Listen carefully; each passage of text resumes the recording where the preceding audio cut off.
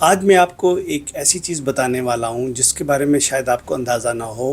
اگر اندازہ ہے بھی تو میں آپ کے ساتھ فیکٹس اینڈ فگر کے ساتھ یہ چیز بتانا چاہتا ہوں کہ اس وقت آزاد کشمیر پاکستان اور اس کے گرد و نواح میں جتنی بھی ریجنز ہیں ان میں سب سے زیادہ کشمیر کے اندر جو لٹریسی ریشو ہے وہ سب سے زیادہ ہائیسٹ ہے. ایک زمانے میں کہا جاتا تھا کہ گلگت بلتستان میں لٹریسی ریشو پاکستان کے باقی حصوں کے مقابلے میں زیادہ ہے. وہ بھی اب کشمیر سے پیچھے رہ گئے اور اس کی بڑی وجہ پتہ کیا ہے؟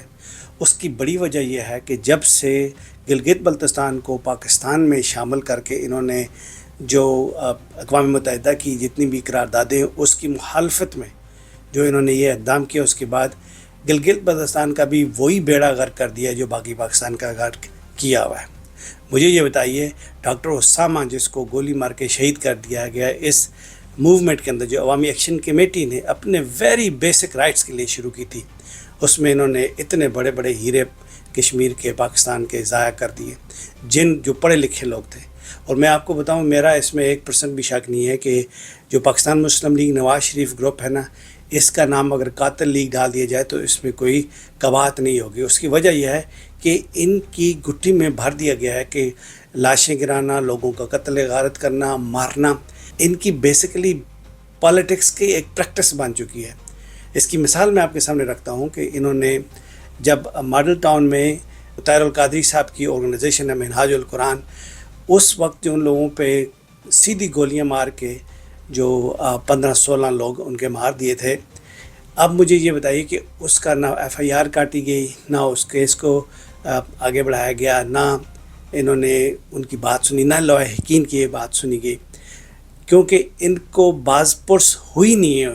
تو اس کے بعد ان کو ایک اپنے آپ کو ان کو یوں سمجھ لیجئے کہ انہوں نے اپنے آپ کو ایک سرٹیفکیٹ دے دیا کہ ہم مار کے بات کو آگے منا سکتے ہیں اور بڑھا سکتے ہیں. تو قتل عام کرنا، لوگوں کو مارنا ان کی سرشت میں شامل ہے. پھر پنجاب پولیس کو انہوں نے ایک مافیا سٹائل اس طرح کی پولیس بنا دیا کہ جس کو بھی مروانا ہو تو وہ پولیس انکاؤنٹر میں اس کو مروا دیتے ہیں، یہ چیز ثابت کرنے کے لیے کہ آپ اگر ہماری مخالفت کریں گے تو ہم آپ کو اڑا دیں گے. اور ان کے اپنے جو ان کے خلاف جتنے بھی پروف ہوتے ہیں اس بلڈنگ کو یہ جلا دیتے ہیں. اور اس کی مثالیں آپ کے سامنے ہیں. لاہور دیکھ لیں، کراچی دیکھ لیں، اسلام آباد دیکھ لیں، جہاں جہاں بھی ان کو ان کے خلاف ان کی کرپشن کے، ان کے مافیا سٹائل گورنمنٹ کے پروف ہوتے ہیں، وہاں پہ جا کے اس بلڈنگ کو ہی جلا دیتے تاکہ اس کو پروف نہ مل سکے. لیکن مجھے ایسا اندازہ ہو رہا ہے کہ ایجنسیز نے ان کا بندوبست کر لیا ہے.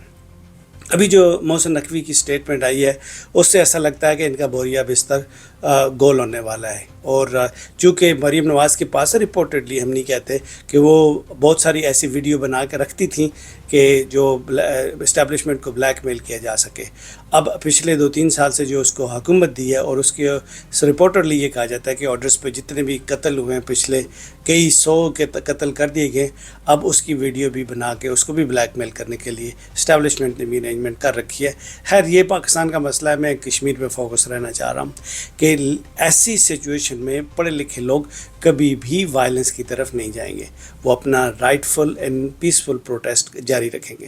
کشمیریوں میں ایک چیز بڑی کوٹ کے بھری جاتی ہے. آپ ان سے پیار محبت سے پیش آئیں تو وہ اپنی جان بھی آپ پہ نچھاور کر دیتے ہیں. لیکن اگر آپ بدماشی، لڑائی جھگڑے پہ اتر آئیں تو وہ کھڑے ہو جاتے ہیں، وہ اپنے حقوق کے لیے کھڑے ہو جاتے ہیں. اور یہ ان کی عادت آج کی نہیں ہے، یہ پری پارٹیشن یہ عادت ہے ان کی. انہوں نے 1931 میں ڈوگرا کے خلاف اس وقت بغاوت کی، اس وقت اپنے حقوق مانگنا شروع کیا کہ جب ایک شخص جو اس وقت لال سکوئر میں کھڑا ہو کر اذان دے رہا تھا، اذان دیتے ہوئے اس کو شہید کر دیا گیا. تو دوسرا کشمیری کھڑا ہو گیا، اس نے دوسرا اس اذان کا مصرع بولا تو اس کو بھی شہید کر دیا. کرتے کرتے 22 لوگوں نے جامع شہادت نوش فرمایا، لیکن اذان مکمل کروا کے تب جا کے انہوں نے سانس لیا. سو یہ اپنے مشن میں اس حد تک ایڈمنٹ اینڈ ڈٹرمنٹ ہے. اس وقت کشمیر کو ڈوگرا جو ہے وہ اون کرتا تھا. It was his own personal property. اس کے باوجود جب لوگ کھڑے ہو گئے تو انہوں نے اس کا بھی بوریا بیستہ گول کرنا پڑ گیا۔ آپ جتنی مرضی ہے آپ کے پاس پاور ہو، جتنی مرضی آپ کے پاس فوج ہو، جتنی مرضی آپ کے پاس انٹرنیشنل اسٹیبلشمنٹ کی آشیرواد ہو، جو مرضی آپ کر لیں، آپ کا جو مرضی اس وقت آپ کے دماغ میں چل رہا ہے، آپ کو ڈونلڈ ٹرمپ آپ کا چونکہ آپ اس کو بٹرنگ کر رہے ہیں، اس وقت اس کو نوبل پیس پرائز کے لیے نامینیٹ کر رہے ہیں، آپ اس کے لیے پوسٹ ماسٹرشپ کا اس وقت جو کام کریں، regardless time will change, time is the biggest healer. مشکل وقت ہے، کشمیریوں پہ مشکل وقت ہے، پاکستانی عوام پہ مشکل وقت ہے، لیکن ٹائم ول چینج۔ آپ یہ سمجھتے ہیں کہ آپ کو، کیونکہ اس دنیا میں مکافات عمل ہے، آپ جس طرح دوسروں کے ساتھ کرنے، آپ کا ساتھ اس طرح ہو کے رہنا ہوتا ہے۔ اور جب آپ نے یہ تہیہ کر لیا ہے کہ پاکستانی قوم، کشمیری قوم کو اپنی فوج کے اگینسٹ لا کے جب آپ نے کھڑا کر دیا، تو یہ ریسیپی ہے ڈیزاسٹر کی، یہ ریسیپی ہے ملک کو توڑنے کی، یہ ریسیپی ہے انٹرنیشنل اسٹیبلشمنٹ کے احکامات کو ماننے کی۔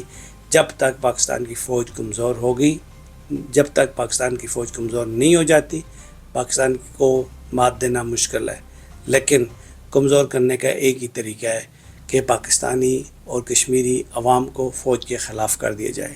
یہ جو عوامی ایکشن کمیٹی کا ایک بڑا معمولی سا ایک بالکل لوکل لیول کا ایک ڈیمانڈ تھی جو فوراً حل کی جا سکتی تھی، اب اس کو اتنا ایسکلیٹ کر کے آپ نے 100 بندوں کی جان لے لی، ساری کشمیر کو اپنے خلاف کر لیا۔ آپ نے جان بوجھ کے کشمیر کے اندر جو فرسٹ لائن آف ڈیفنس تھی انڈیا کے خلاف، آپ نے اس کو کریش کر دیا۔ آپ کی جو فرسٹ لائن آف ڈیفنس تھی KPKI کے اندر، آپ نے افغانستان کے اندر اس کو تار کر دیا۔ کس کے کہنے پہ آپ یہ سارے کام کر رہے ہیں؟ بلوچستان میں لوگوں کو اپنا دشمن کس کے کہنے پہ آپ بنا رہے ہیں؟ کشمیر میں لوگوں کو اپنے خلاف کس کے کہنے پہ بنا رہے ہیں؟ صرف پاکستان صرف ایک پنجاب کا نام ہے؟ اگر صرف ایک پنجاب کا نام ہے تو پھر ہم فیصلہ چھوڑتے عوام پاکستان پہ۔